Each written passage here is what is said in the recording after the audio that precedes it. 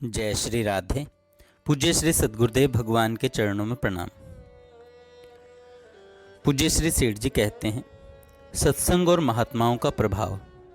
गोस्वामी श्री तुलसीदास जी महाराज सत्संग का महत्व बतलाते हुए कहते हैं, बिन सत्संग न हरि कथा, तेहि बिन मोह न भाग।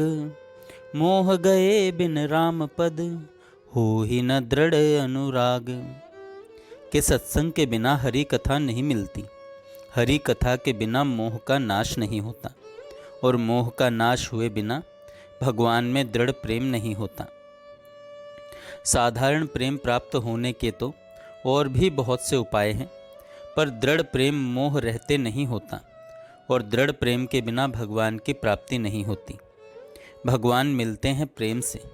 रामचरितमानस के बाल्यकांड में देवताओं के प्रति भगवान शिवजी के वचन हैं कि हरि व्यापक सर्वत्र समाना, प्रेम ते प्रकट हो ही मैं जाना।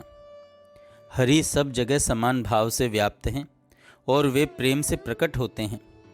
इससे यही सिद्ध होता है कि भगवान प्रेम से मिलते हैं और प्रेम प्राप्त होता है सत्संग से। इसलिए मनुष्य को सत्संग के लिए विशेष प्रयत्नशील रहना चाहिए। सत्पुरुषों का सेवन न मिले तो स्वाध्याय करना चाहिए। सतशास्त्रों का स्वाध्याय भी सत्संग के समान है, सत्संग के समान है। सत यानी परमात्मा के संग रहना, अर्थात परमात्मा का साक्षात दर्शन करके भक्त का उनके साथ रहना ही सर्वोत्तम सत्संग है। यही सत्पुरुषों का संग है, क्योंकि सर्वश्रेष्ठ सत्पुरुष तो एक भगवान ही हैं।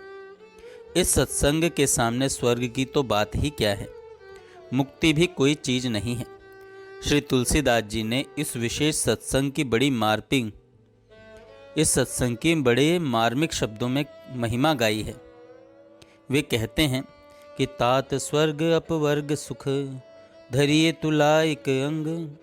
तूल न ताहि सकल मिली, जो सुख लव सत्संग। गोस्वामी जी कहते हैं, हे तात, स्वर्ग और मुक्ति के सुख को तराजू के एक पलड़े पर रखा जाए और दूसरे पलड़े पर क्षण मात्र के सत्संग को रखा जाए, तो भी एक क्षण के सत्संग के सुख के समान भी उन दोनों का सुख मिलकर नहीं होता। दूसरे नंबर का सत्संग है भगवान के प्रेमी भक्त का या सतरूप परमात्मा को प्राप्त जीवन मुक्त पुरुष का संग। तीसरे नंबर का सत्संग है उन उच्च कोटि के साधक पुरुषों का संग जो परमात्मा की प्राप्ति के लिए सतत प्रयत्न कर रहे हैं। चौथे नंबर का सत्संग उन सतशास्त्रों के स्वाध्याय को कहते हैं जिनमें भक्ति, ज्ञान, वैराग्य और सदाचार का वर्णन है। ऐसे सतशास्त्रों का सदा प्रेम पूर्वक पठन, मनन और अनुशीलन करने से भी सत्संग का ही लाभ प्राप्त होता है। इनमें सर्वश्रेष्ठ प्रथम नंबर का सत्संग तो भगवान की कृपा से ही मिलता है। उसी के लिए सारी साधनाएं की जाती हैं, परंतु संसार में महापुरुषों का, महात्माओं का संग प्राप्त होना भी कोई साधारण बात नहीं है। वह भी बड़े ही सौभाग्य से मिलता है। पुण्य पुंज बिनु मिलहि न संता, सत्संगति संस्कृति करंता।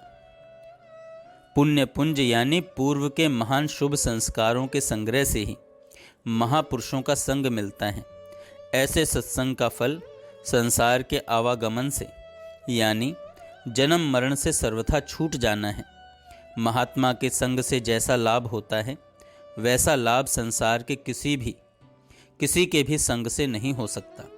संसार में लोग पारस की प्राप्ति को बड़ा लाभ मानते हैं, परंतु सत्संग का लाभ तो बहुत ही विलक्षण है।